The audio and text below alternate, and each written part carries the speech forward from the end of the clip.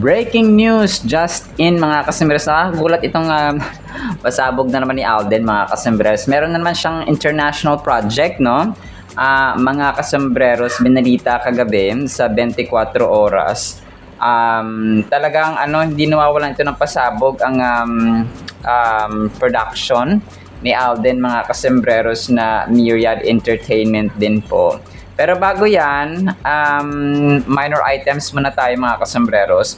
Si Alden po ay na-feature din siya sa DZRH pala.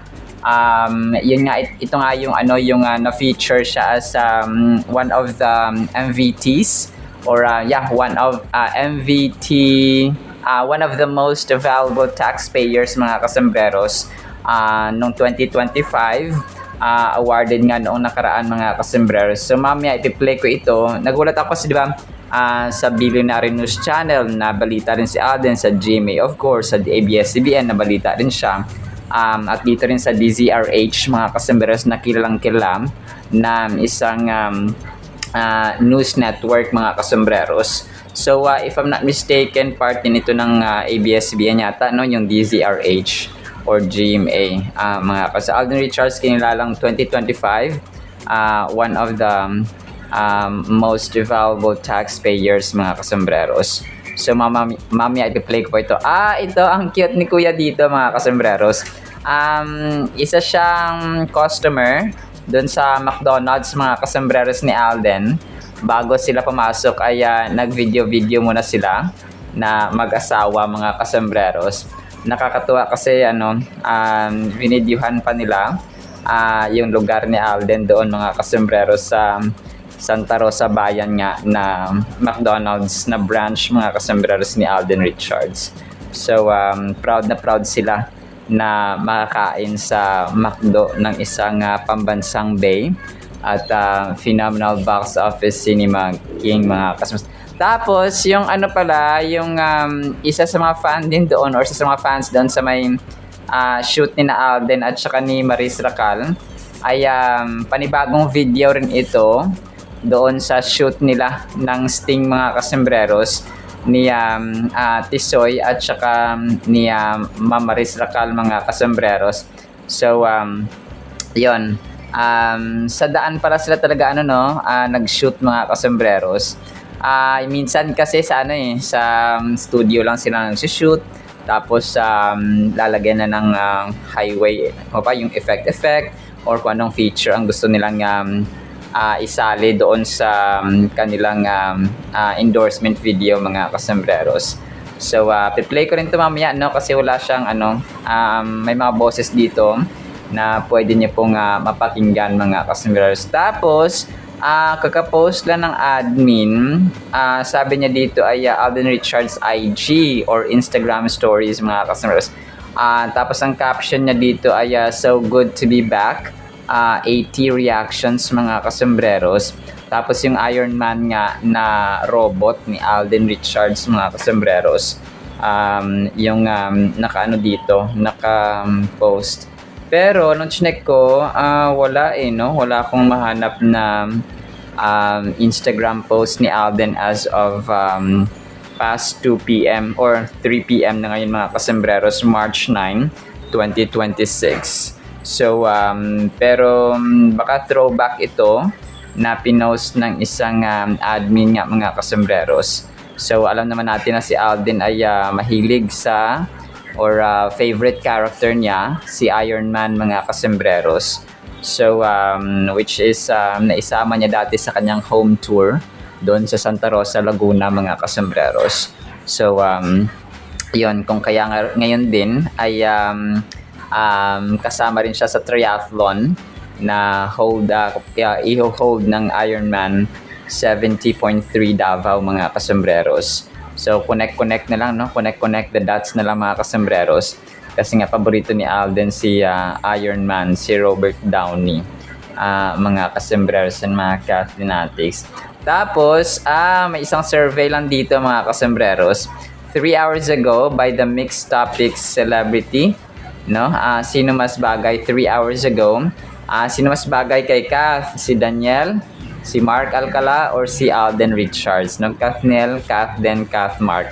nakalagay dito. So hindi naman sa bias tayo, pero mas pogi pa rin si mas pogi at mas deserving pa rin si Phenomenal Box Office Cinema King dito mga kasembreros. So yun, hanggang pili lang tayo in the meantime mga kasembreros, kasi wala pang official statements ang bawat kampo mga kasembreros. Talagang nag-aantay lang tayo ng mga next na pasabog. Tapos okay, so next item natin mga kasembreros, may mga tao dito, may mga nag-post din about dito kay Alden na parang parang kay Kath at saka kay Mayor Mark Alcala na parang nega, no?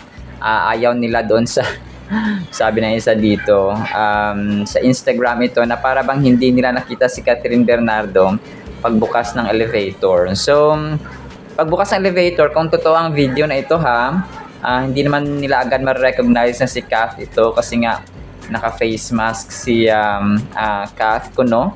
Mga customers, this was posted by I am Gemma, Gemma Nobe, mga kasembreros. So, dalawang pictures actually yung na-screenshot ko dito na post niya sa Instagram account mga kasembreros na para bang hindi nila nakita si Catherine pagbukas ng elevator. So, nakakaano rin dito kasi lahat sila merong hawak na ice cream. Hindi ko lang ice cream to or parang isang Japanese na dito, or parang pagkain na binebenta doon sa resto mga kasembreros or sa dito sa mall na yon mga kasembreros, sa food court. Kasi ganoon siya mga kasembreros minsan ganoon yung ginagawa nila mga tapos ito next item natin mga ang cute ng ginawa ng isang fan dito mga kasembreros. Parang may nag-comment sa kanya, Alden Richard, sabi nga. Tapos parang kasi siguro hinahangaan niya or ginagaya niya si Alden Richards mga kasembreros na medyo kamukha rin niya, na maputi rin si kuya mga kasembreros, tapos nagpadila din siya. Naka-glasses lang dito si kuya or si sir mga kasembreros. Tapos yung music background niyan dito ay kung tayo talaga, yung yung ginagawa ng mga tao kapag nagdidila na. Yun yung music background niya mismo mga kasembreros. Kung tayo talaga. So, yun yung music background ni kuya dito mga kasembreros. So hindi ko na nakuha ko na yung pangalan niya sir, pero yun, nakakatuwa lang na hinahangaan niya rin siya box office or Phenomenal Box Office Cinema King mga kasembreros. Tapos ito 3 hours ago na feature din si Alden sa GMA Network yung pag-share or pag-post ni Gerald Napoles na kanyang best friend mga kasembreros na sobrang lalim at nakaka-touch na message ni Gerald mga kasembreros. Kasama ang kanyang pictures na naisama natin sa first vlog natin kaninang umaga. So sabi ng GMA Network, Gerald Napoles shares a heartfelt message for Alden Richards for standing beside him as one of his groomsmen on his special day. So my Metro photo via I am JN or J Napoles mga kasembreros. Tapos yun nga yung pictures ni Soiti at saka ni Gerald Napoles mga kasembreros. So na bestie. Tapos major item tayo.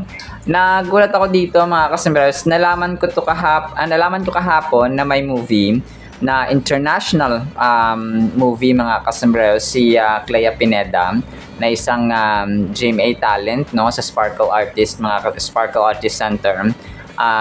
Tapos si Clea Pineda lang yung nalaman ko dun sa 24 oras na produced or co-produced pala ito ni Alden at ng iba pang international producers mga kasembreros.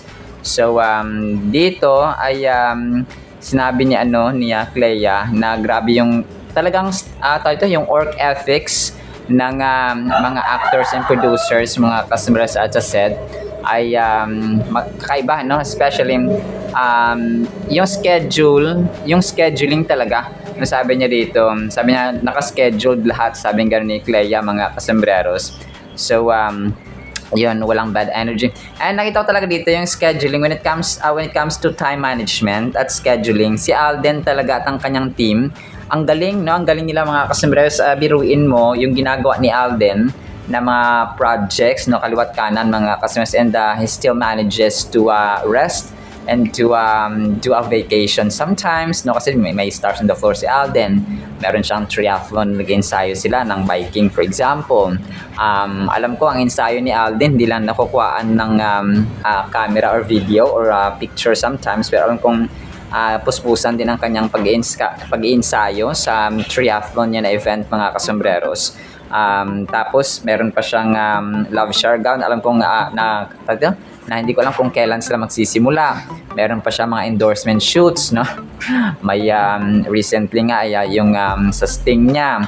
Tapos basta no, ang dami niyang ganap mga kasembreros. May stars on the floor. Sa stars on the floor pa lang talagang alam kong puspusan din ang kanilang ginagawa kasi taping mga kasembreros, tapos may deadline sila. Yung love shower may code gray pa siya mga kasembreros. Tapos kasi di ba nang naalala ko yung sa Big Tiger niya na interviews o na interview mga kasembreros ay merong siyam na naka-line up sa kanya na parang siyam na international movies mga kasembreros. Ang pagkakaintindi ko dito sa sinabi niya ay parang naka-line up sa Myriad Entertainment na magko-produce yung Myriad ng international projects na may iba siguro na hindi ko lang din sure kung kasama si Alden sa mismong cast mga kasembreros ng movie na gagawin nila with Clea Pineda mga kasembreros.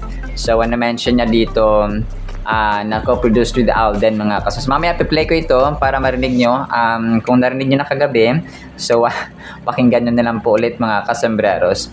So ang tangkad nito ni Clea Pineda no? Siguro mga 5'8 ang height nito mga kasembreros or 5'7. So parang nag-join din yata siya dati sa Binibining Pilipinas, pero hindi ko alam kung ano siya natanggap mga kasembreros. So mamaya play ko ito. So grabe no, talagang dito makita na grabe yung pasabog ni Alden. March pa lang yung energy niya ay parang pang buong 2026 parang pang whole year na mga kasembreros yung mga ganap ni Alden Richards no, sa sobrang busy ni Soiti. Pero yun no, talagang aabangan din natin kung ano yung takbo ng pelikula kasi lalabas naman talaga yan mga kasembreros yung gagawing Hollywood movie project ng Myriad Entertainment ni CEO or Chief Executive Officer Alden Richards mga kasembreros. So ako nagulat na buti na lang share ng ng admin. Maraming salamat kasi akala ko hindi siya connected kay Alden. Narinig ko na to kahapon hindi ko lang siya parang nabalitaan ko lang na may movie project si Clea Pineda, pero hindi ko na laman until kanina na kasama pala or co-produced pala ito ng Myriad Entertainment Productions ni Alden mga kasembreros. So mamaya papakinggan natin ito. Tapos ito pinost ng admin kanina, ako pa sabi ni Kath daw dito, ako pa ba ang paborito mong artista, honey? Say yes kung ako pa rin ang paborito mo. So yan, parang question lang ito mga kasembreros ng isang fan na kung saan ay tinatanong nga niya kung paborito pa rin si Kath. Pero of course hindi ito si Kath na mismo nagsabi or nagtanong mga kasembreros na kung paborito pa ba natin siya or so on mga kasembreros. Pero wala namang kung pa yung value ng isang phenomenal box office cinema queen, yun pa rin siya mga kasembreros. May mga disappoint lang of course, but ang ending ng story ay siya pa rin naman ang masusunod sa kanya mga desisyon mga kasembreros with the guidance of her family, sina Mama Min, sina Papa Ted and so on mga kasembreros. So yun po talagang and yun nga, nag-aabang din ako kung kailan papalabas tong Big Tiger March na, baka June, something like that mga kasembreros no. Inaayos pa nila. Tapos ito na nga naman no, may baka sa press con ng pelikula ni na Clea Pineda ay present din si CEO. Hindi pwedeng hindi present si CEO ng Myriad Entertainment mga kasembreros. Kasi nga sila yung producer no ng pelikulang ito. And baka Big Tiger lang din ang setup na dito din sa Pilipinas may press con, Tapos dun sa Hollywood may press con din mga kasembreros. Tingnan natin no, kung ano yung magiging desisyon ni Pops Alden dito sa kanyang mga susunod na gagawin at movie projects mga kasembreros. At inaabangan ko rin kung siya ba ay kasama sa casting or sa cast sa mga kasembreros kagaya sa Big Tiger na kanila pong movie project mga kasembreros. Alright, so yan lang actually sa ating cut then items. Abangan natin itong mga pasabog ni Pops Alden mga kasembreros. Tapos piplay ko po itong mga videos na papakinggan po natin. Tapos pakinggan din po natin of course ang Word of God na sobrang mahalaga po sa ating buhay. Isang pinagpalang araw po ha sa bawat isa. Proud naman si Clea sa kanyang first ever international film na sinushoot niya ngayon. Ayon sa aktres, ibang-iba raw ang work ethics ng kanyang mga katrabaho na mga international actors. Marami raw siyang natutunan pagdating sa pagiging handa para sa shoot ng isang proyekto. Sobrang gaan sa set, sobrang nakascheduled lahat. And iisa lang, yes, which is good. Walang bad energy sa set and which is sobrang yun yung gusto ko sana. Co-produce siya with Alden and sa mga producers from the States. So sobrang nakaka-proud bilang Pinoy na magkaroon, mapasama yung mga Filipino sa ganun klaseng film international.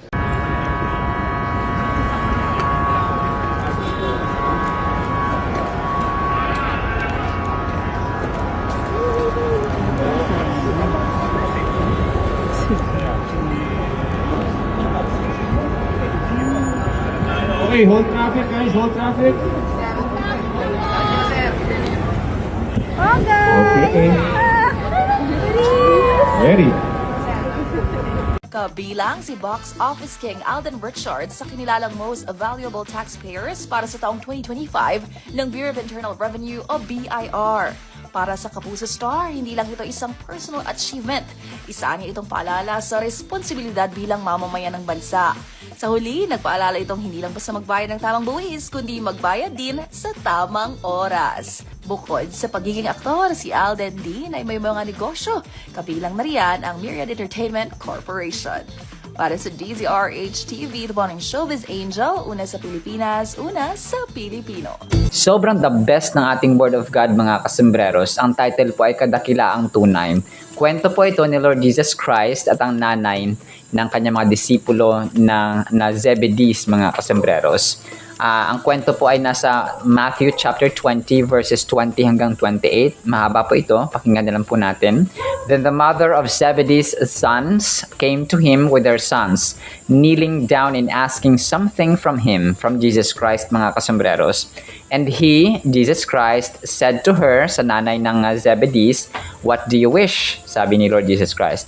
She said to him, "Grant that these two sons of mine may sit, one on your right hand and the other on the left in your kingdom." But Jesus answered and said, "You do not know what you ask. Are you able to drink the cup that I'm about to drink? And to be baptized on it, and be baptized with the baptism that I'm baptized with?" They said to him, "We are able." No, sabing ganun ng mga disipulo no, ng mga Zebedees, mga kasembreros. So Jesus Christ, said to them, "You will indeed drink my cup and be baptized with the baptism that I'm baptized with, but to sit on my hand or my right hand and on my left is not mine to give, but it is for those for whom it is prepared by my Father." Grabe, no? And when the 10 heard it, or yung mga sampung disipulo, narinig yun, they were greatly displeased with the two brothers. Parang nainggit sila, no? Or nagalit dun sa dalawang Zebedees, mga kasembreros, kasi nga yun yung kanilang request. But Jesus called them to himself and said, "You know that the rulers of the Gentiles lord it over them, and those who are great exercise authority over them. Yet it shall not be among you, but whoever desires to become great among you, let him be your servant, and whoever desires to be first among you, let him be your slave. Just as the Son of Man," grabe ito, "just as the Son of Man did not come to be served, but to serve and to give His life a ransom for many. Grabe, napakalalim nito mga kasembreros. Sa mundong ito na kung saan ay very popular yung pinaglilingkuran, kung sino yung mas mataas, pinaglilingkuran ng maraming katulong, ng kasambahay, maraming alipin, maraming members, marami ang tumitingala sa kanya, marami ang nagsiserve sa kanya. Parang ginagawa siyang hari, reyna, and something special mga kasembreros ay masabi mong great or dakila. Pero baliktad ito no sa kaharian ng Panginoon mga kasos. Pero going back dun sa kwento, yung dalawang magkapatid na ito na Zebedees mga kasembreros ay yung request nila ay gusto nilang unang-una yung nanay nila, parang request ng nanay nila ay paupuin yung magkapatid, yung mga anak niya mga kasembreros sa kaliwa at sa kanan na trono ni Lord Jesus Christ sa langit. No, napakataas na prayer or request mga kasembreros na meron ang nanay nito. Grabe no, it's something na kasi uupo ka no, nasa kanan kaliwa no yung iyong posisyon mga kasembreros sa langit.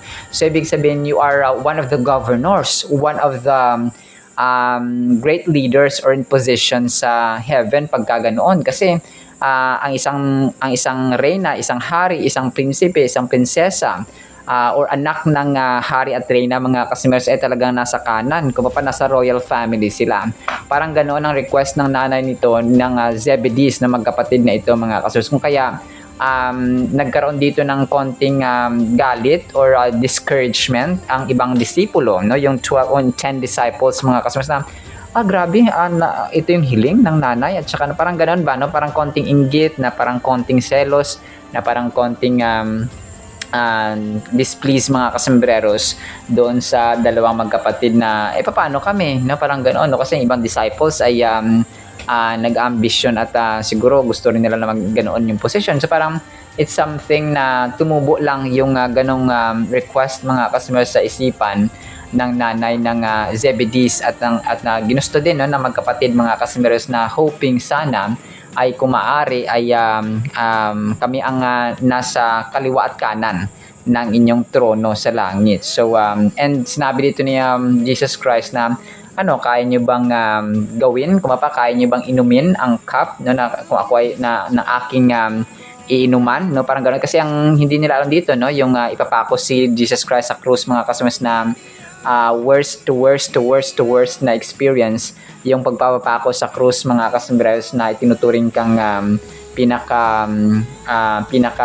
masalimuot at pinaka sa lahat ng kriminal, pinakamasamang kriminal mga kasembreros na pwede mong isipin. Kasi ang tao kapag pinapako sa krus at that time sa Roman times mga kasembreros ay ikaw ang pinakamasamang kriminal no, pinakamalala at pinakamasaklap, pinakamasakit, pinaka-painful na maaring hatol at saka parusa, penalty sa isang taong kriminal mga kasembreros. So ganun yung experience. Kung and sumagot no, grabe ang tapang nito mga kasembreros, kasi sumagot yung nanay and yung magkapatid mga kasembreros, kaya namin gawin, kaya namin danasin yung paghihirap. And yun, may sinabi pa si Jesus Christ dito na kung bibinyagan sila ng kagaya ng pagbibinyag sa akin no, ganoon siya mga kasembreros. Pero ang ending dito ay ang Diyos Ama lang, ang kanyang ang God the Father mga kasembreros ang may karapatan at may authority na maglagay kung sino ang gusto niyang ilagay sa aking kanan at kaliwa dun sa trono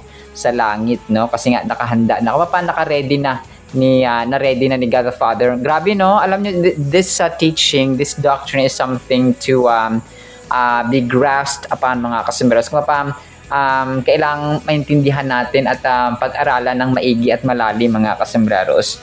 So yun no, ang God the Father lamang po ang may kakayahan at may and ang pinakaano kasi dito, yung tunay na kadakilaan talaga at kadakilaang tunay ay yung maglingkod, okay, mag-serve mga kasembreros. So kasi ang mundong ito baliktad din no, kung sino ang pinaglilingkuran, kung sino ang kasi kunwari mga public officials, bihira na lang yung sila yung bihira na lang yung tunay na paglilingkod ba. Mostly na mga officials ngayon sa ating gobyerno ay talagang gusto nila maging kung mapamaangkin or maging magkaroon ng ganitong posisyon sa gobyerno, congressman for example, senator for example, mayor for example, para mangurakot. No? Kaya ang mindset ng mga tao kapag ikaw ay public official, ikaw ay government official, ikaw ay isang kurakot, ikaw ay isang magnanakaw, mga kasembreros. Pero huhusgahan din ng Diyos, mga kasembreros, ang lahat-lahat na nangyari sa ating gobyerno individually, mga kasembreros. So ipanalangin natin yung susunod na leader ay talagang may takot sa Diyos, mga kasembreros, at malasakit at pagmamahal sa ating bayan. Tunay ba? So ganun. So kapag public servant ka, you are a servant of people. So parang ganoon ang sasabi dito ni Lord Jesus Christ na kung sino ang gusto maging dakila, you have to be a servant of all, or you have to be a servant of many. Kasi nga ang Diyos, si Lord Jesus Christ nga, mahiya naman tayo. Si Lord Jesus Christ nga, Diyos ng mga Diyos, Hari ng mga Hari, King of Kings and Lord of Lords, pero pumunta siya dito para maglingkod at hindi para paglingkuran. Parang, hello, mahiya naman tayo na sa ating bahay, dapat na pa-practice ito, mga kaso, especially sa mga kabataan at sa mga susunod na generation. Let's say mga anak natin, yung mga pamangkin natin, apo natin, pinsan, and mga nakakabata, mga bata ba, mga susunod na generation. So dapat maturuan sila na there is greatness in serving, and serving is greatness. So sa mata ng tao, ang mga tao naglilingkod ay mababa. Sa mata ng Diyos ay baliktad, no? Ang mga taong naglilingkod, ang mga taong tumutulong, nagsusuporta, and so on, sila po yung taong dakila, no? At saka kinalulugdan ng Diyos sa kanyang harapan. So kung kaya mas pinagpapala yung mga taong naglilingkod, no? At saka naglilingkod ng may good and pure intention. Kasi yung mga tao naman na naglilingkod sila, pero yung kanilang motibo ay manlamang pa rin sa kapwa or para magnakaw, for example. So ganoon po siya, mga kasus. In Matthew chapter 20 verses 20 hanggang 28, we encounter a poignant interaction between the mother of James and John and Jesus. So ito nga yung kwento, no? Si James at si John, Zebedee, mga kasumiras, magkapatid na Zebedee, where she seeks positions of honor for her sons in his kingdom. Jesus responds by highlighting the stark contrast between worldly notions of power and authority and the kingdom values of humility and service. So humility, isa rin to sa mga tinuturo dito, mga kasumiras, na maging mapagpakumbaba tayo. Kasi it takes godly humility para maglingkod ang tao, no? Sino ba naman ang Diyos o sino ba naman ang mayor, ang congressman, ang senator na hugasan niya ang paa ng kanyang mga miyembro? Well, definitely hindi na nangyari yun, mga customers. Maybe in other way na paglilingkod, mga customers, o pagpapakumbaba, but not to the point na hugasan mo yung paa ng iyong mga disciples or ng iyong mga miyembro sa iyong opisina, mga kasembreros. So kung kaya Jesus really is the only perfect example of humility and service, mga kasus, and greatness and all in all. He gently admonishes the disciples, emphasizing that true greatness in his kingdom is not about seeking positions of prominence but about serving others selflessly. So kung kaya si Sir Alden, gusto ko yung kanyang plano, gusto ko yung kanyang advocacy na he doesn't need to be in position sa gobyerno para tumulong, kasi parang mas marami pa siyang matutulungan at mas malaya siya makakatulong, mga kasus, kapag wala siyang posisyon sa gobyerno. Kasi di ba nung one time parang na-brought up yung pagtatanong sa kanya na may plano ba siyang maging politiko or pumasok sa gobyerno or sa politics, no? Sabi niya wala, no? So far na-enjoy niya kung saang mundo siya gumagalaw sa showbiz, mga kasi, which is definitely true. Very wise decision yun, mga kasembreros, kasi kapag ikaw ay nasa gobyerno, bantay sarado ka na ng mga kasi if you are in a position, if you're holding a position sa gobyerno, dapat ay transparent ka, no? Income, SALN, and so on, mga kasama. So whereas kapag ikaw ay may freedom ka na kung gusto kong tumulong, tutulong ako. Kung gusto kong tumulong, hindi ako tutulong. So parang ganun siya, mga kasama. Kasi nga hindi ka public official. So ganun siya, no? Very wise decision talaga phenomenal box office king, mga kasberas. So sa final thought natin, picture your life as a bustling office or a busy family home. Christ's way of humble service isn't just an old story, it's a modern blueprint. Reevaluate what drives you daily. Can you shift gears to prioritize others and put their needs on your to-do list? Christ didn't rule by power but by serving. So ito yung pinaka-amazing things, or one of the most amazing things, mga kasembres, about Jesus Christ, yung talagang naglingkod siya, no? Hindi siya, kasi imagine mo, pinanak siya sa sabsaban, di ba? Imagine mo, hari siya ng hari ng mga hari, Diyos ng mga Diyos, and Lord of Lords, no? Kumbaga parang dapat isinilang siya sa isang mamahaling ospital, pero hindi, no? Kasama niya doon yung mga hayop, mga kasembres, yung si Mary nga, ay isinilang siya sa sabsaban, mga kasembres, kasama ang mga shepherd, kasama ang mga dukha, no? Kasama ang mga poor people sa society. So doon pa lang nakita mo yung humility talaga, na life isn't about materialism. Life isn't about wealth, mga customers. Although wealth and properties and money can be blessings, mga kasembres, no? Pero it's not the it's not the fulfillment, it's not the completeness or the wholeness of an individual's life, mga kasembres. Hindi yun yung kukumpleto, but God and the satisfaction, no, and fulfillment, at saka